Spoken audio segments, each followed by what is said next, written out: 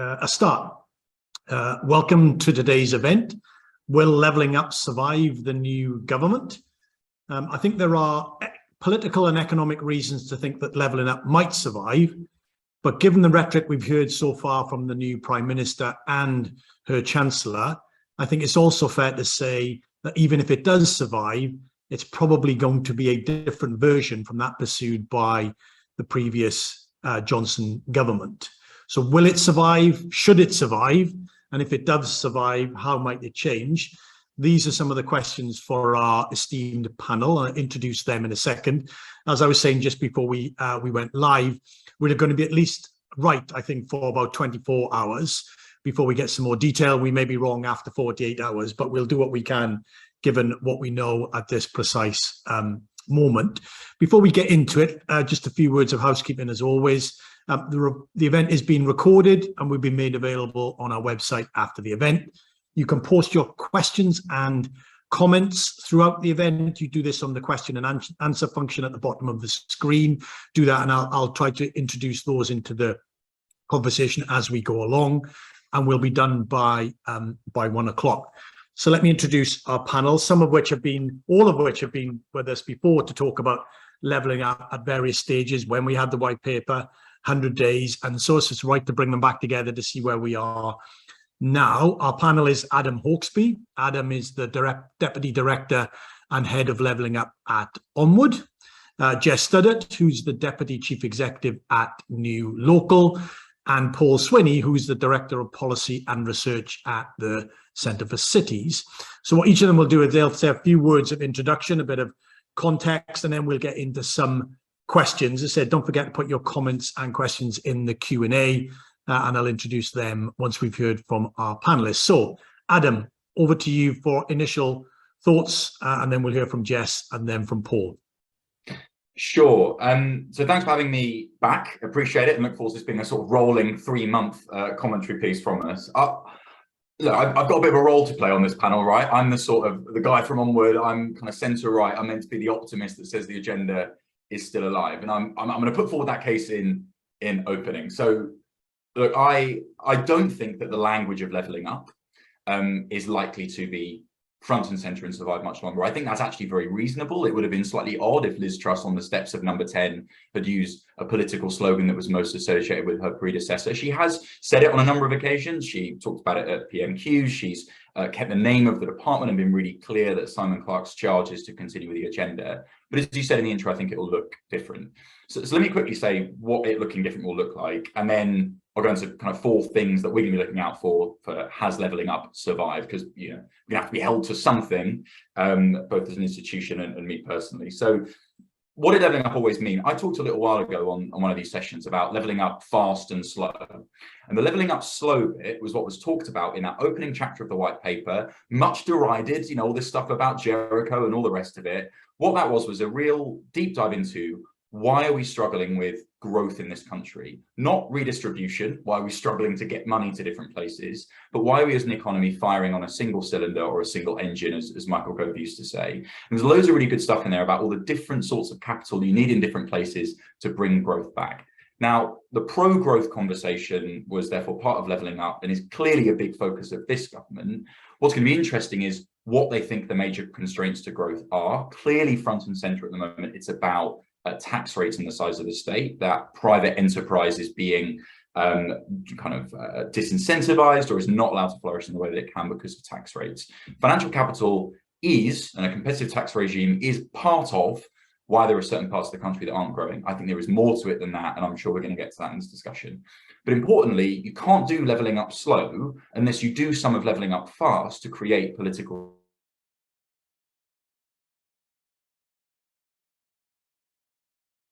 they're more visible policing. There's some of the stuff that was in the fan-led football review about community ownership of clubs. These things are retail policies and politics, but they matter. They matter hugely to communities in terms of having confidence this agenda will happen, and they matter for the government's space to operate. Really importantly, every time there's polling on levelling up, people say, look, we know this isn't going to happen in 1 or 2 political terms. They know that growth stuff is going to be long-term. What they want to see is at least a government nationally, regionally, locally that cares about the things that matter to them. You need some of that levelling up fast as well as levelling up slow. In terms of answering the question, has levelling up survived? 4 things. Can go into all of these in more detail very quickly. One, the fiscal impact of any decisions that are announced. So is money, is rebalancing occurring of growth enhancing spending, particularly where previously it was massively targeted at London and the southeast and needs to be targeted elsewhere in the country. That's not just about a simple kind of tax and spend or moving to other parts of the country. It is about rebalancing investment, which we know leads to growth. 2, will devolution continue? You're going to need the Levelling Up and Regeneration Bill to do that for some of the new sorts of combined authorities that require statute. 3, are the steps at regeneration going to continue? We've heard some interesting stuff on investment zones and what that might mean. I'm sure we'll get into that in just a moment. But again, a lot of the stuff there around enabling streamlining of planning, getting rid of sections 83 and 84 of the Levelling Up and Regeneration Bill that you guys have Centre for Cities have really highlighted crucial to getting regeneration done. They need to stay. And the 4th is community. We've really not heard much of the good stuff we got from Danny Kruger during the pandemic about the importance of community in regeneration. There's a lot of great stuff that was announced as kind of pilots or as trials in the white paper. We want to see some more of that. So I won't be asking myself, how many times has Liz Truss said levelling up at the dispatch box? I will be saying, is there investment bank being balanced across the country? Is devolution happening? Is regeneration moving forward? And have we got community at the front and centre of how it improves people's lives? So those are the things I'll be looking for in the next few days and weeks. Brilliant, excellent. That's really helpful, Adam. And I should have said this, our hashtag is LU will it survive if you want to join in on Twitter, etc., etc. I'll come back to you once we've heard from Jess and Paul. Adam, get your thoughts on the politics and why, what are there politics to this that you think reinforce the likelihood of it being maintained, even if language changes in the way that it's talked about? I'll come back to that. Jess, give us your view on where you think we are, and then what you think the new government is going to be and how it's going to play out in terms of levelling up. Thank you so much, and thanks also for having me back. And I know if Adam was the kind of optimist, I was probably more erring on the side of sort of cynic. So I will try and rebalance my comments, and I do think that to the extent that levelling up was, in its broadest sense, an agenda about regional rebalancing, some form of it, the productivity puzzle, whatever we've called it in previous administrations, some form of tackling widely imbalanced national rates of growth is always going to be a perma challenge for any administration. So some form of understanding what's going on that front will always be necessary. Whether the language stays is one question. Arguably, the rhetoric was the strongest element of the previous agenda. But actually, as Adam's saying, look for the detail, and the substance is certainly one thing. I've tried to. We're obviously in this kind of strange position where lots going to be announced next week. Probably if we held this event this time next week, we'd all be saying very different things. But I've tried to kind of break down 3 different elements of personnel changes, the economic picture, and the kind of political thing to try and look at a few of the changes that have happened and what we can kind of glean from things that have gone on so far for this administration. So on the personnel front, I think probably there was a big sigh of relief for everybody at DLUC that Simon Clarke was going to be the new Secretary of State. He's obviously seen as a very good person, individual. He's got a track record. He's very committed on the devolution front. Previously worked at the Treasury, always quite helpful to have Secretaries of State who know their way around the Treasury. So that was obviously, a very good thing for the department and the agenda, if potentially having slightly stronger of a devolution flavour than it had. Counterpose that with Gove. Gove was obviously kind of a big beast. Where his role going to levelling up, and levelling up being this kind of big flagship government agenda, he had a kind of cross-government role. His was about also kind of corralling other departments to give up what they could on levelling up. I think probably it's likely to be Clarke being a more kind of on his way up kind of Secretary of State. There's going to be a question: does he want to kind of keep his head down, get a promotion in the future, or does he want to use this as a way of making his mark? So the question is there about how he'll use his role, and if it isn't a government kind of flagship agenda, what happens to that kind of cross Whitehall mandate that Gove had? Will we see actually more of a kind of traditional former CLG slight department kind of coming into play? What levers will Levelling Up have at its disposal? Will they be much more of the kind of planning housing side than previous? So that's just a kind of question and one to watch. Obviously, what we know so far, this government is about growth. To an extent, what government hasn't been about growth? Like, obviously, that's a big priority, but it feels that this government is going to sort of set its level of success about GDP growth, and very specific GDP growth within a very specific timescale. So the economic questions, if your kind of major exam question is how are you going to drive national growth fast and quick and deliver results in time for an election, to what extent is regional rebalancing the best way to achieve that national growth? So I think there are going to be some tensions that arise for Levelling Up. Obviously, it was a kind of broader agenda.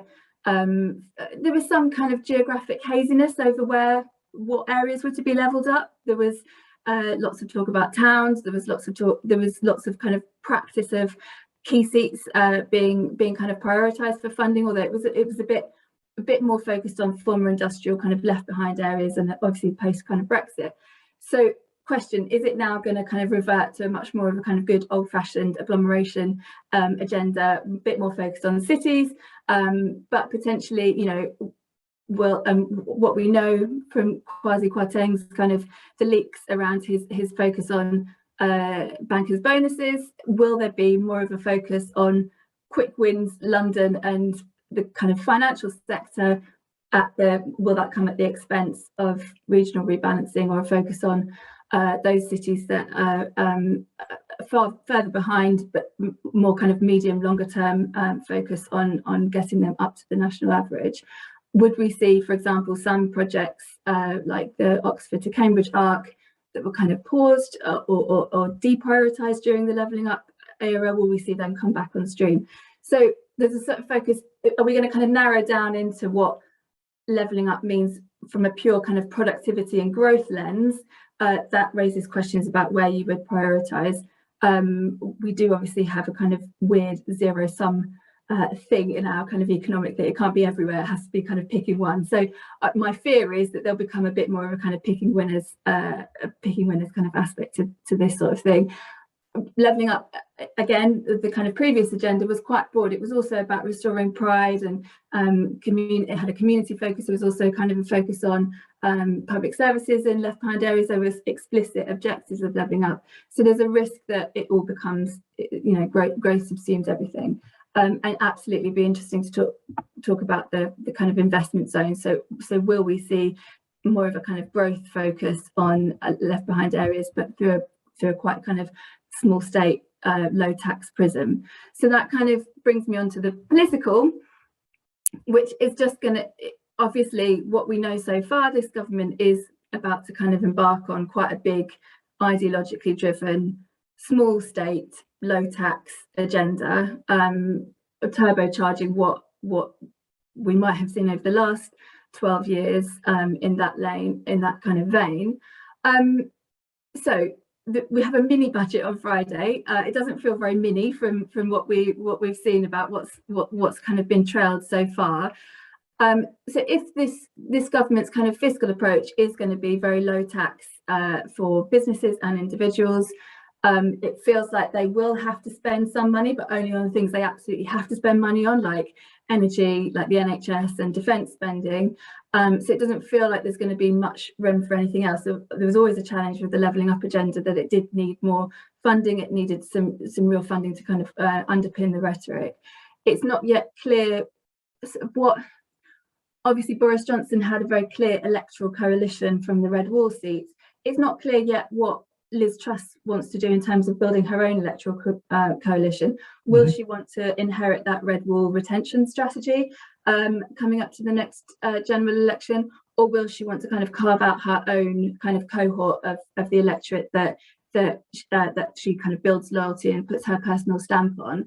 I would say, from what we know now, it feels like the latter. There's kind of these planned tax cuts or planned tax cut pauses that have been mooted. So, for example, doing away with the national insurance increase, potential question mark over whether there's going to be an income tax cut. So is she looking to kind of shore up more of a Middle England base? Is she also sort of shifting from levelling up being a kind of collective place-based agenda to much more of a kind of personal pitch to individuals, particularly people in the middle tax brackets? And is that where she's going to try and carve out her future kind of electoral coalition? I think that's something at the background of the levelling up trade-offs. Boris Johnson's approach obviously was quite retail-led.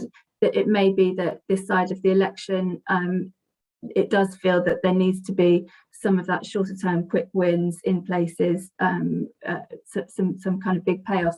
So there might be an inherited sense of that. But I would say she's looking at building a different coalition. One thing I would say though, just to end on, levelling up always meant the most to those areas that needed to be levelled up.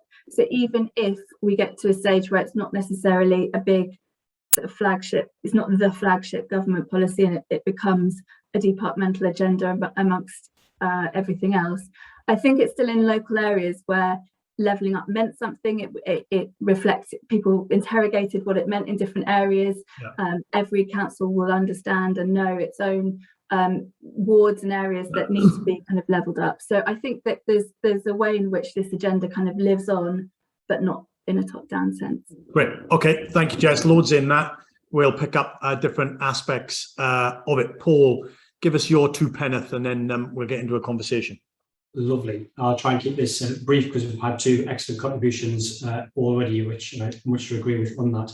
So two elements of the language that's been used so far. Like Adam said, the phrase levelling up seems to go into the background, but the phrases that have been coming out are going for growth and delivering.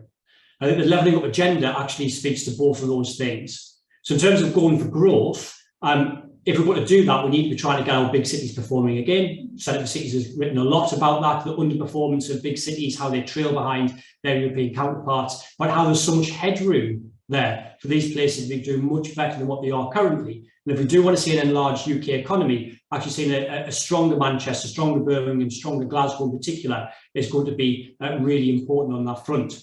Now, the electoral coalition point is quite interesting on that point, because clearly, these big cities, although obviously there is a Conservative mayor in the West Midlands, these big cities historically have been centres of Labour's support.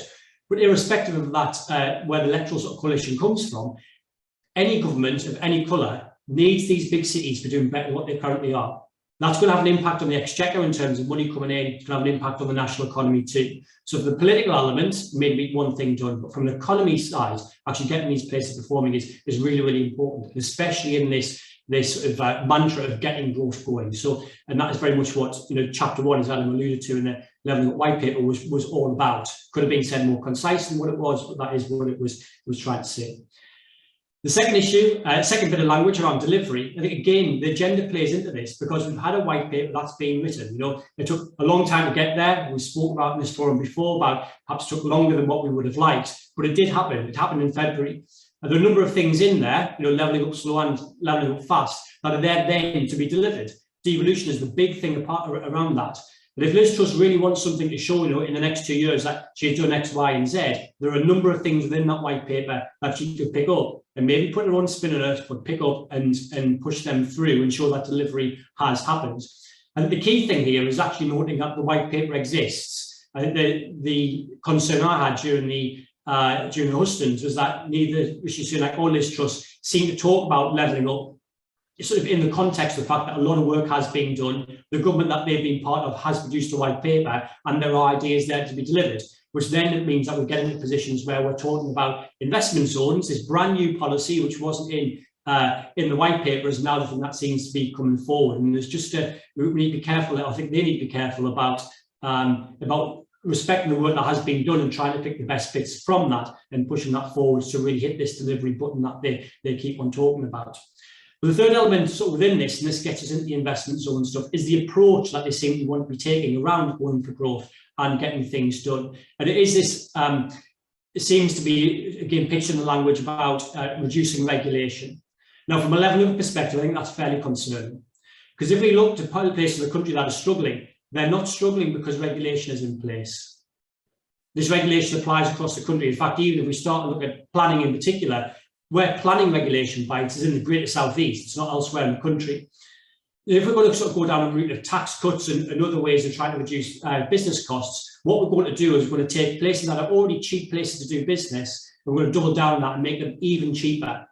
And that's not a recipe that's worked for them for the last 20, 30, 40 years. These places are going to require investment if we are going to see more high-skilled, high-productivity businesses going and investing in them and creating jobs in these places. And that's where I think that regulation narrative is somewhat concerning. So it seems as if levelling up in however we describe it will live on. It's definitely going to take a different form. I think some of that may be positive, but some of it actually could be things that we need to pause on and hopefully try and direct in the right direction to try and improve growth in the places where we need that growth to be happening. Brilliant. Thank you very much indeed, Paul. So, I mean, Lords, in that as well, in the sense we're not going to do justice to all of them. We've had some great questions come in already, and I'll weave them into the conversation.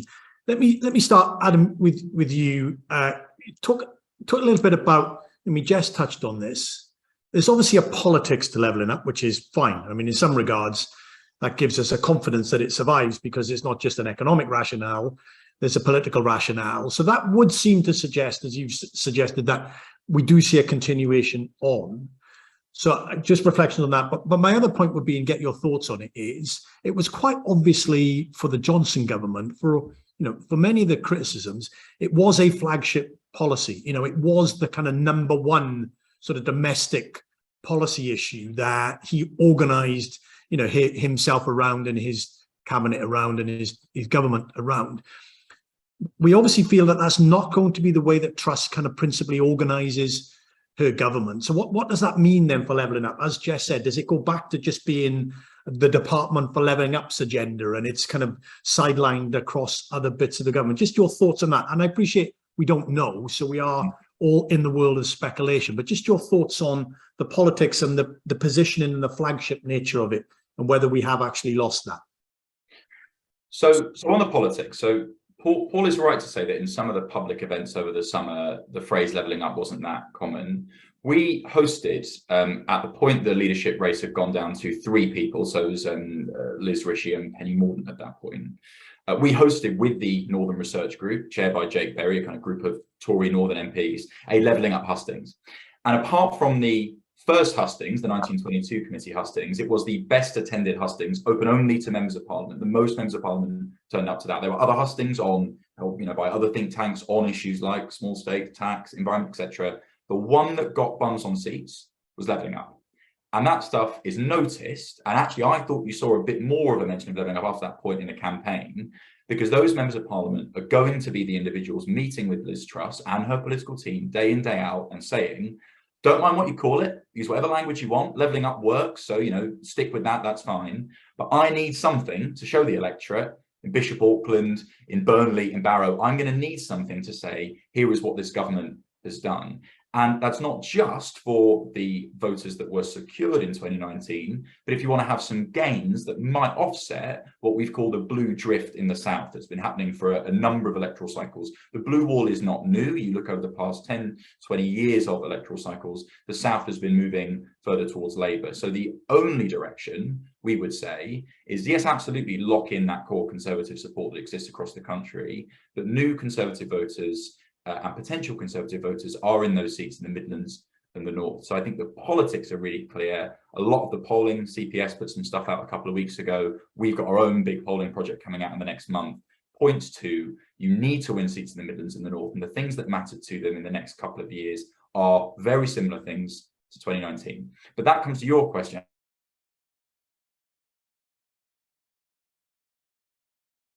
The 3 things that the Prime Minister set out on the steps of Downing Street is her focus: energy prices and cost of living, NHS backlogs, going for growth. Those are, based on all of the polling, the right 3 priorities. And I think actually just in terms of policy, they are 3 enormously pressing issues. The question will be that 3rd issue of going for growth. To what degree is some of the thinking behind levelling up seen as central to that? And that's all the points that Paul just raised there about, well, actually, is the deregulatory agenda going to work? I would take a slightly different view to Paul, as you might expect, on kind of tax and regulation. Of course, just deregulating and lower marginal tax rates in the North and the Midlands will not introduce growth. And my hope is that what you'll see is a bit of a 1-2 movement from this government. The heavily signposted tax cuts agenda at the end of this week, because it needs to say we were absolutely serious about some of those things when it announces them. I think you'll see reversing the rising corporation tax, not increasing national insurance, moving green levies to general borrowing, and you may well see some stuff as well on income tax and stamp duty, some of the stuff that's been trailed. The autumn statement then is an opportunity to say, and where are we going to invest some of the powers and the funds that we have? So let's take investment zones as an example, and this comes to your point of how central is levelling up going to be. My hope is that levelling up zones or investment zones, whatever they're called, borrow from the best of the 1980s and not a sort of pastiche version of what it was. So let's look at London and Merseyside. Yes, absolutely, you had an enterprise zone with planning and tax relief. You also had very active development corporations that were having bold interventions in terms of public land, land assembly, investment in transport, that meant that you sorted out the table stakes for investment such that different marginal tax rates become more important. The real lesson from Thatcher is not that she ideologically stuck to really low taxes are the way to regenerate parts of the country, but she did that in combination with big, bold public interventions that were market friendly, that were the sort of things that investors were talking about. So my hope is that what will be central to this agenda is we're going to do everything possible to remove the barriers to growth. And just to disagree with Jess slightly, yes, every government has had the language of going for growth, but many governments, Conservative and Labour, have ducked some of the really difficult political decisions to deliver that growth. I say that planning is one of the key examples there. They've chosen, based on pressure from constituency MPs, to duck some of those big calls. A great version of going for growth would be actually rolling their sleeves up and getting in some of those difficult decisions in a way previous governments haven't. And a way to do that would be front and center of any growth agenda is complementing low regulation and low tax with big, bold public interventions to bring forward new sites, whether that's in big cities or in towns that are well connected to some of those cities, ports or airports. That sort of thing ticks both boxes. Great, that's a great response. Get Paul to come in on this. The obvious thing I would suggest, and not to overstate the role of any one individual, but you mentioned the EZs and the UDCs of the early 1980s. Obviously, the Thatcher government benefited enormously from having someone like Michael Heseltine, who was very much an advocate of this type of intervention and this type of program where you marry the two. Interesting question is, was Gove the modern day version of Heseltine? And if he's not there, is Clark going to be take up that mantra? Interesting question. Maybe get you to comment on that, because I think you're right. The 1-2 is going to be absolutely critical, particularly the 2 and not just the 1. But Paul, come back on that in terms of picking up some of the points that Adam was making and sort of take us forward a little bit on the conversation. Yes, I think it is the marrying of the, it's not, so the question needs to be, if it is about regulation is sort of the is the overarching message, which may well appeal to the electorate that that the current government is trying to appeal to potentially. What's the detail that sits underneath that? So you are getting something that complements this regulation piece. So yes, regulation is the headline, but how are you then bringing about the big public investments that might underpin some of that?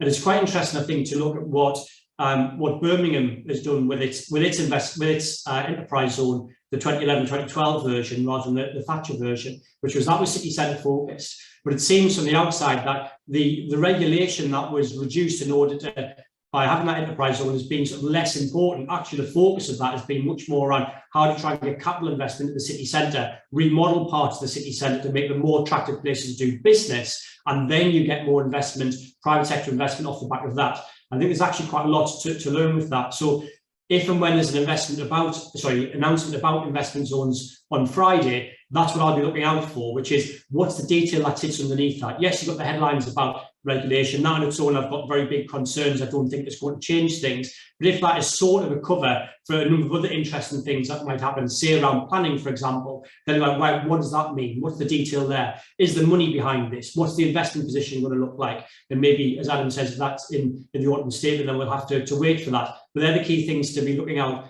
for around this. But certainly on its own, I think regulation is not going to do it. So the question is, what else is there going to be? And we need to judge them on that.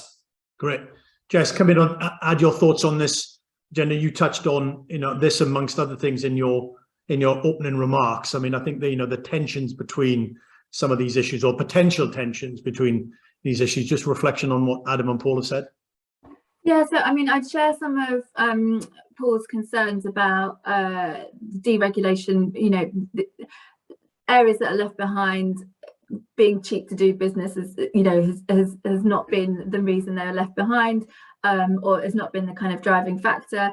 I guess I worry that there is quite an ideological approach, or a kind of experimental approach in these investment zones, in terms of what's just been sort of mooted so far, and sort of environmental deregulation alongside planning deregulation.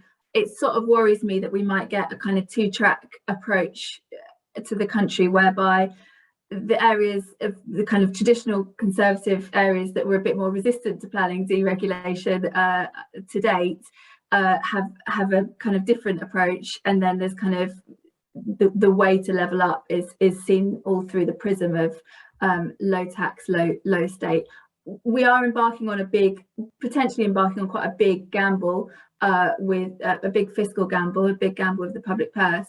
And these things go in cycles. So obviously austerity policy that we've had for the last 10 years has trickled down to affect the amount of investment that local government, for example, can do in traditional economic development. We're seeing things like the impact on high streets, where there isn't the kind of local government-led regeneration investment anymore. I would worry that a big fiscal gamble and big expenditure that the government is obviously having to make for energy support schemes, but also clearly the NHS is going to need more investment.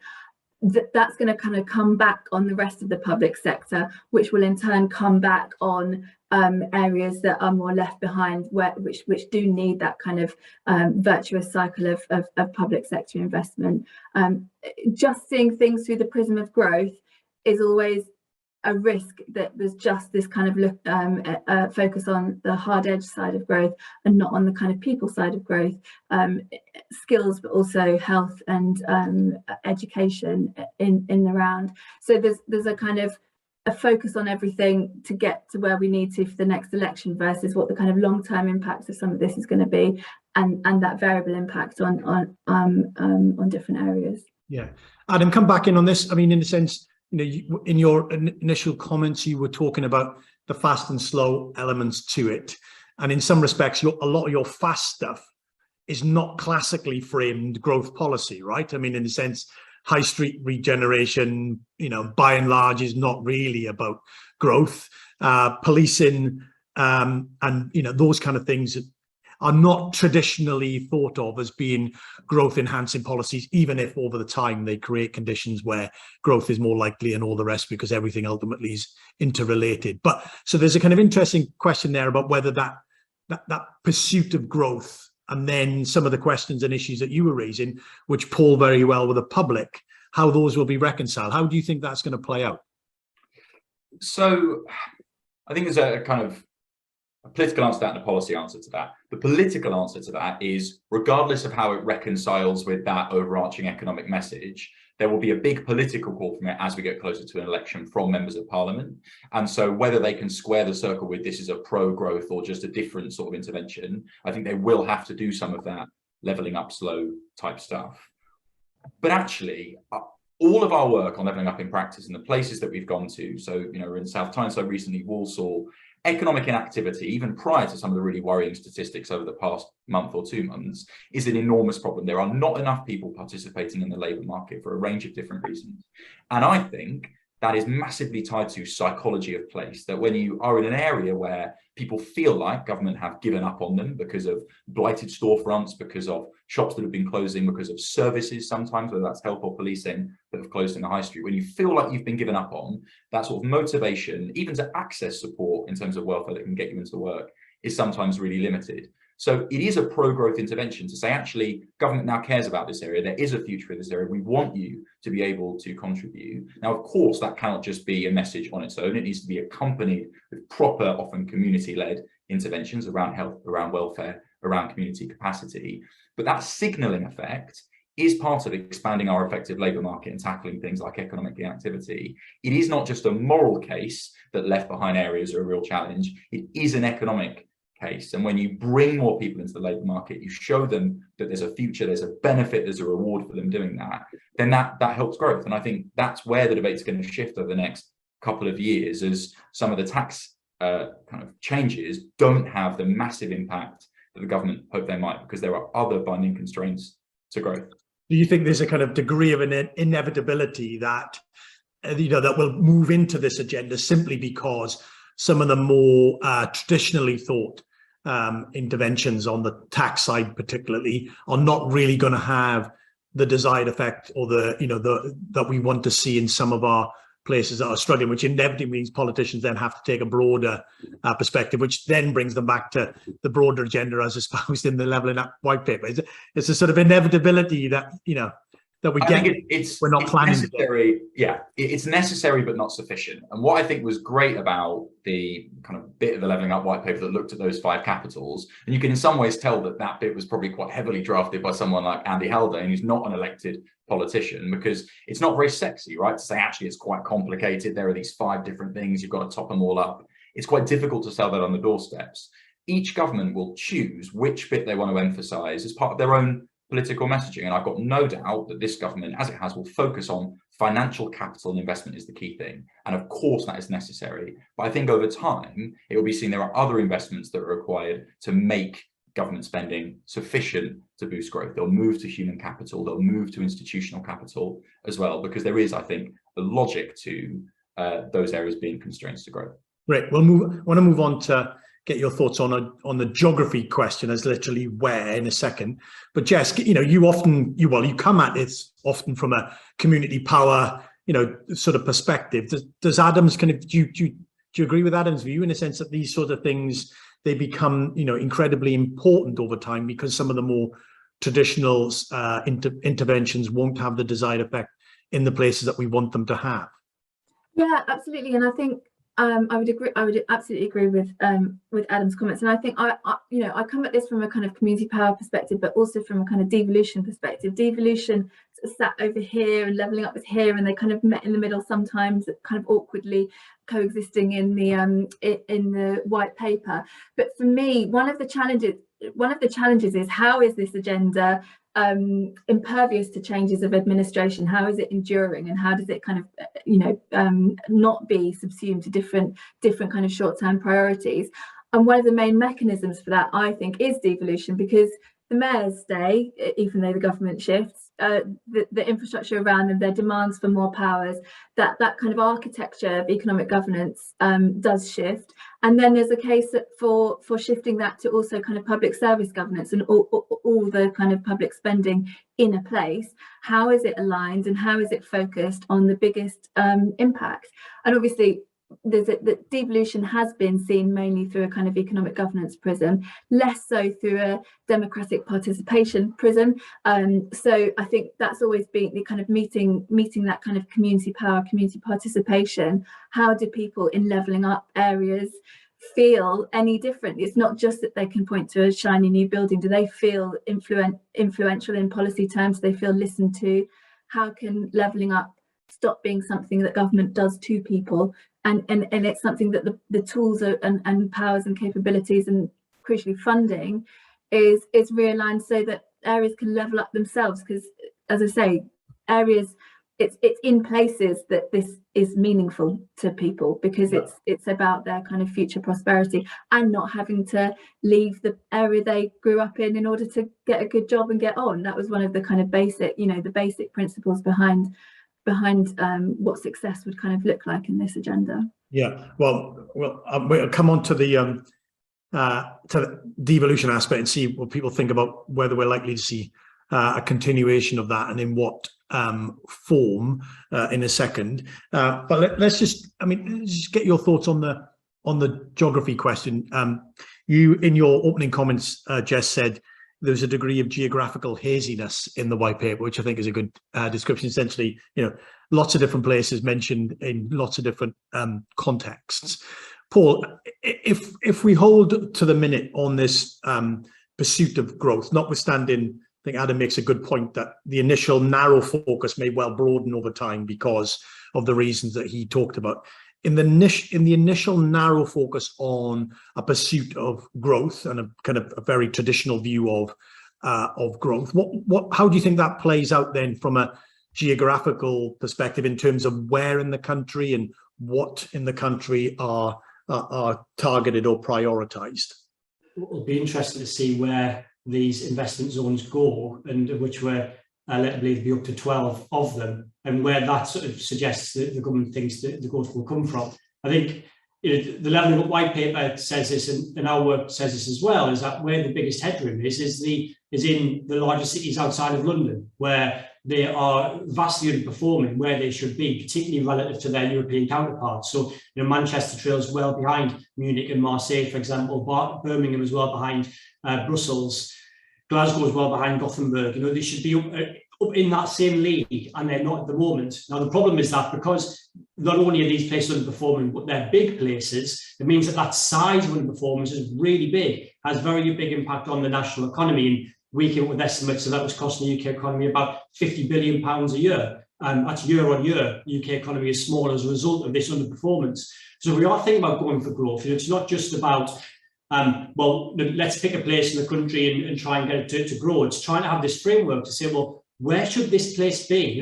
What should its growth performance actually be? Where is the economy currently? And then what is the difference there? And that's where it feels like public policy could have quite a large impact on. So that then takes you to say, well, if you're going to go and say do very big investments within Cornwall or Cumbria, you're probably not going to get a very large return. If you're going to go and do lots of investments in, say, small red wall towns, of which I think I'm sure there's investments that could be made, but the return on that is probably going to be fairly small. If you are going to go for growth, that where you're going to see that growth impact on the national figures, then you're going to have to be doing something about these big places, and that's hopefully where the investment will go. Of course, then there's this issue about what is the electoral coalition, the political coalition that might then start to dilute some of that or divert some of that. Let's say it'll be interesting to see what blend we then get in terms of the revelation of these places and what it then tells us about what the government's approach is going to be. Yeah, no, absolutely. Right. I mean, obviously, I would agree with you that the big cities are where you go looking for kind of biggest returns. It's not clear that the Levelling Up white paper was fully bought into that kind of argument. So, Adam, just give us your view on the geography. I'm particularly, Jess made this point to get your reflections. Is London back on the table, as it were? In pursuit of growth, does that mean that levelling up or the growth policy from a geographical point of view begins to now think about how it gets more growth out of London or Oxford or Cambridge, to name three random places, which typically are doing relatively well, but actually weren't central to the levelling up agenda as the government kind of expressed it under the Johnson regime? If you are looking to accelerate growth in the short term, then you probably are going to do whatever you can to crowd investment, probably international investment, into those places that are already economically competitive. That's undeniable. And it may well be that a decision is taken to do that. So I think it's kind of arithmetically obvious that the corporation tax 19 instead of 25, the vast majority of cash benefits and relative benefits to size of GDP will go to London and the Greater South East from that sort of measure. In terms of the geography elsewhere in the country, if medium and long term you want to restore our the productive basis of this country, then we cannot be, again to use kind of Gove's phrase, a plane flying on one engine, because that is patently insufficient to either increase our GVA per capita as a country or to make sure that we're competitive. So you have to look elsewhere to find out how we're going to compete. I agree that a big part of that focus is going to be on cities, and that's probably going to be on some of our larger cities as well, particularly Birmingham and Manchester. But I think we need to find a narrative of hubs and spokes which says some of our activities are going to need to agglomerate in city centres for all the reasons that agglomeration theory says. And by the way, we don't have agglomeration in Britain, right? We've never tried an agglomeration experiment. The only two cities in this country where productivity increases as you get towards the city centre are London and to some degree Edinburgh. Everywhere else, there is no such thing as agglomeration. So we haven't really tried it. I'm not saying we absolutely should go all guns on just agglomeration, but we haven't really done that experiment properly. What we actually need is a form of agglomeration which benefits both the core and the periphery, the hub and the spoke. So in Sheffield, they've got the Advanced Manufacturing Research Centre. It's billed as this big Sheffield asset. It's not even in Sheffield, it's in Onward, it's in Doncaster, just down the road, because it makes more sense in terms of square footage to place it there. You know, Newcastle and South Tyneside, you're not going to have a business professional financial services cluster in South Tyneside, but you're also not going to have a really successful port right in the city centre of Newcastle's CBD. We need to find ways for city regions, for towns and cities, to have mature conversations about which activity is best done where. That's one of the reasons I'm so pro mayors, because I think they can facilitate that sort of city region conversation about where functional advantage, both in terms of where we work and where we live and where we play and all the rest of it, where those things are. And so that's where I think the geography economically needs to go to. That's also crucial for politics, because for as long as we have this sort of city centres go Labour, rural areas go Conservative, and our medium density areas are the swing, then we're going to have this really volatile politics. It is in both parties' interests to find a narrative that works for the city and the town. The Conservatives are trying to do that at the moment. Labour are trying to do that. The party that really nails that has an economic offering and a quality of living offering that works for both, that party is going to be really successful in the medium term. So that's why I'm more optimistic about that geographical question, because there's now a political imperative to resolve it and stop doing a sort of us and them type approach. Brilliant, excellent. Jess, come in on that, and then make any reflection, because you also talked about you seeing it as a somewhat tension between a growth orientated policy and a levelling up policy, which is broadly similar but with some difference at the margins. But I also want to get you to say something about where you think, or in what way, devolution will figure in the new regime, and the degree to which it will remain pretty central as it was under the previous regime. So anything you want to say on the geography? But there's loads of questions and loads of issues I want to try and get through. So if you say whatever you want to say on that, but then just pick up the Devo mantle. I'll make it easy on the geography things. I sort of agree with everything that Adam said. I think there's a kind of there's absolutely like a short term versus a kind of medium long term.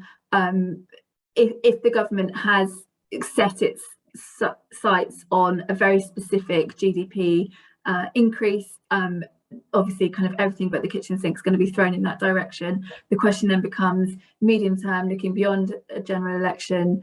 How are you going to shift the outcomes for the medium hanging fruit?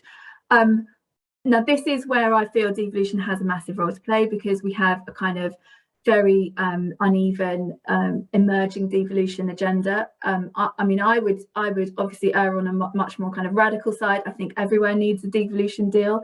I think that national growth needs to happen everywhere. The nature of that growth will look different in different places, and I think we need to have a much more mature national economic strategy on growth, which allows for that and stops being zero sum.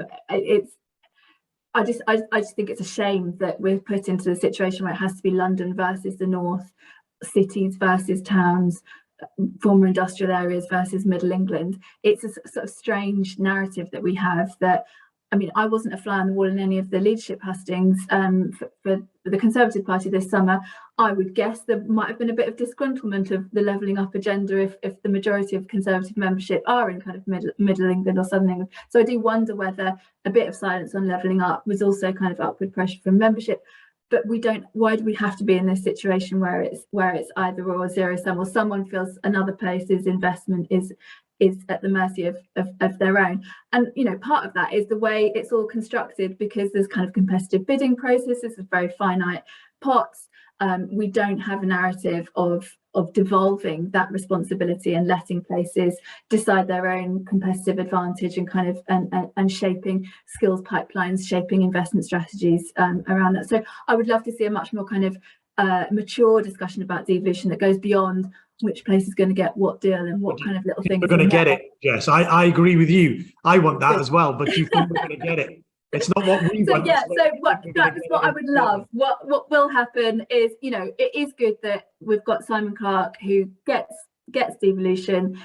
I mean, it was great that a few deals kind of emerged under Greg Clark over the summer.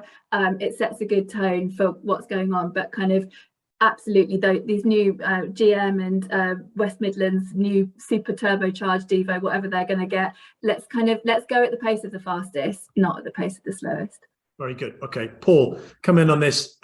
So that some of the, the devolution approach in the white paper was very crudely expand it to places that haven't got it, and for those places that have currently got it, you kind of hold them static while other places catch up.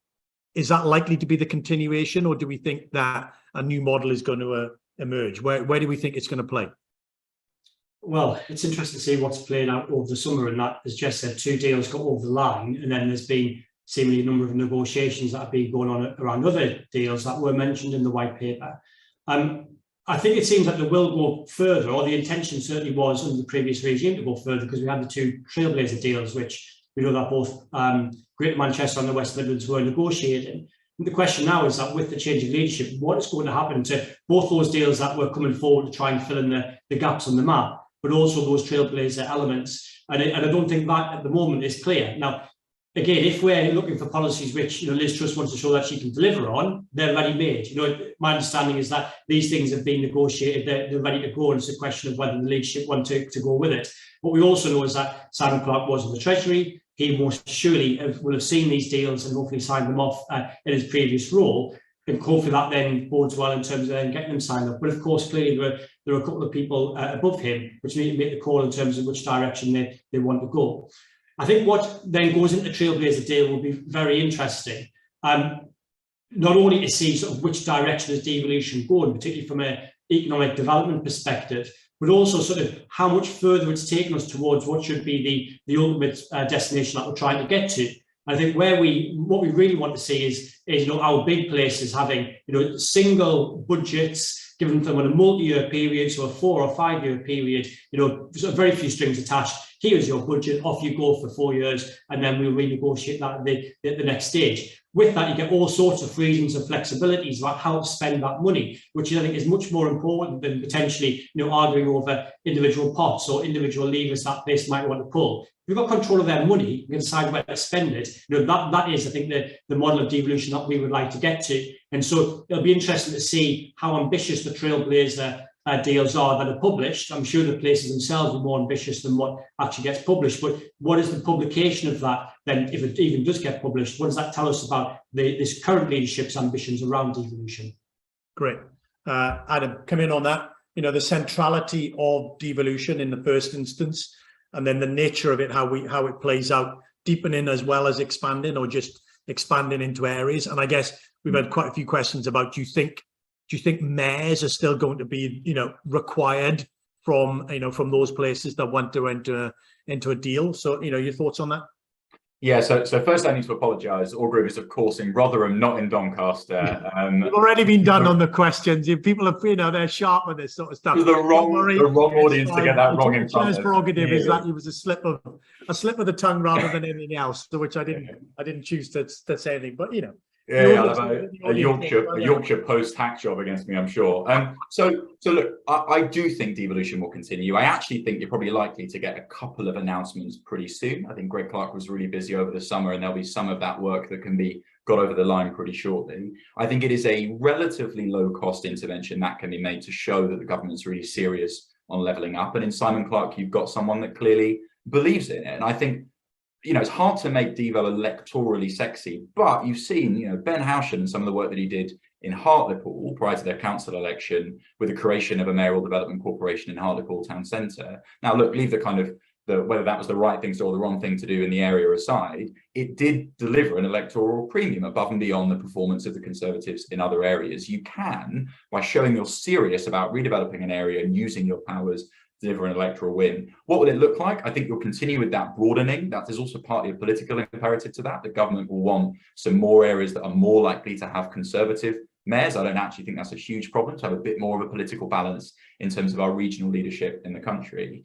And in terms of the deepening bit, so, Andy Street, my old boss, clearly played a bit of a blinder in tucking in under Team Truss. And hopefully what that is going to deliver for Andy in the West Midlands, and I think Andy Burnham will benefit from that enormously as well, is a properly serious trailblazer deal. Now, I think some of the stuff around fiscal lever, etc., will be trickier. But let me give an example of this investment zones idea. If, and this is to be clear, I've got no insight on where Andy and the team are at the moment. If you had a proper investment zone, mayoral development corporation type thing between East Birmingham and the area in Solihull, where you've got UK Central, that HS2 station, probably the most right area for investment in the country right now in terms of transport-oriented development. If you just took that area and said, let's properly go for it. Let's have regulatory flexibility from DFT around autonomous vehicles. Let's have all the public land in that area goes to that development corporation that has shared governance between local authorities and the mayor. Let's have CPO powers that borrow from Homes England. Let's do all of these things at once. That would be an enormously exciting experiment that would combine the best of some of the investment zones type model with some of the best bits we've seen from Devo and mayoral development corporations. And if you've got the governance right, particularly in areas like East Birmingham with huge levels of poverty, could be enormously interesting from Jess's point on community involvement as well. You could take an area and say, let's just throw the kitchen sink at this and see what it looks like in terms of Devo and learn from what works and what doesn't. That sort of stuff, I think, is in line with Liz Truss's boldness on wanting to do things differently and keeps the devolution flame alive. So that's the sort of thing I would love to see from the West Mids. Yeah, that's a great set of points.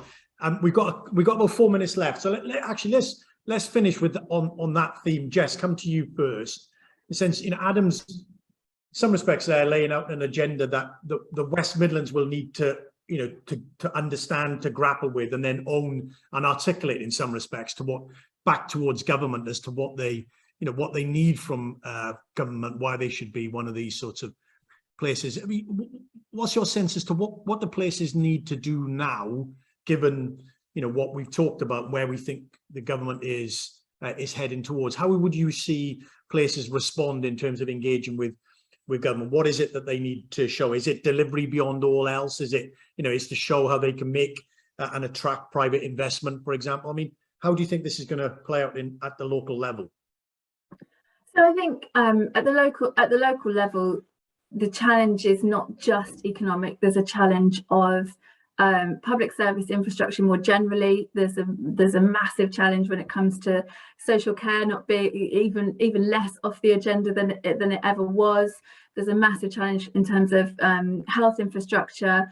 Various different departments have various other kind of place-focused strategies.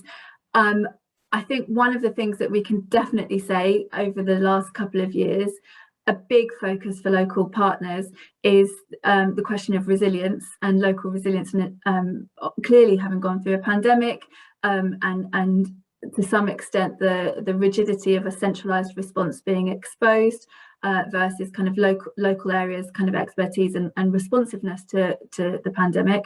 But we're also seeing in terms of the cost of living, inflation going out of control. Centre for Cities have done great work showing that different areas are impacted differently by those, and things like the energy price freeze that's obviously immediately on the agenda.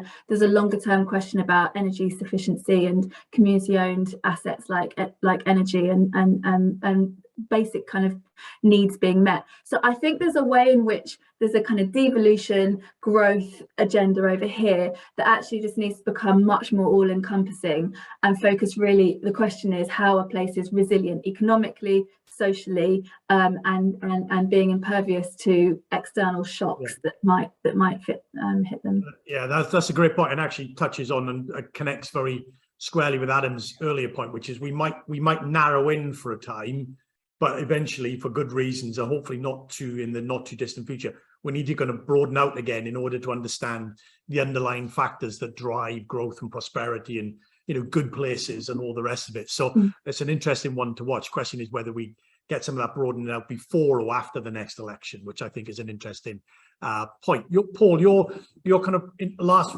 final reflection on the places and how they respond to to the changing sort of situation we find ourselves in? Well, hopefully these places have a very clear vision of what they want to achieve, and it'll be about then changing some of the language around that to appeal to the current leadership compared to the last leadership. I think a place like Greater Manchester, that is very much the case. Probably other places, and they've done that through multiple changes, not only of prime ministers within the same party, but obviously changes of political parties at the top as well, have done that very effectively. I think other places probably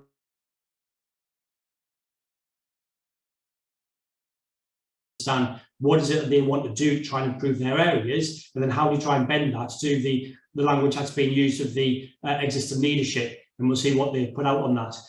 Just a word in terms of how to assess, I think, any policy that national government comes out with as well. I think we want to see them, or any policies that come out, I want you to apply what I would call the Nissan test. So Nissan, we all know, has got lots of jobs in Sunderland, 7,000 of them, but they tend to be fairly routinized jobs, lower paid than sort of the higher paid jobs they have elsewhere, their engineering and their design, which is in Cranfield and in Paddington respectively. The question for any levelling up policy that comes out is, will this policy make it more likely that Nissan will move those high paid jobs further north? If the answer is yes, then great. If the answer is, well, actually, I'm not sure that they would move because you've lowered tax, then we have a bit of a problem. Excellent. A new test for levelling up. Thank you very much for that. It's 1 o'clock, so we need to finish, and we didn't really get on quite a few conversations about the politics of levelling up and what this means now for the Labour Party and how they respond to and engage with levelling up, which I think, again, it raises a whole different set of, but nevertheless related sets of interesting issues. As always, massive thanks to the panel, Adam, to Jess, and to Paul. Thank you very much for coming back to kind of carry on the conversation about levelling up.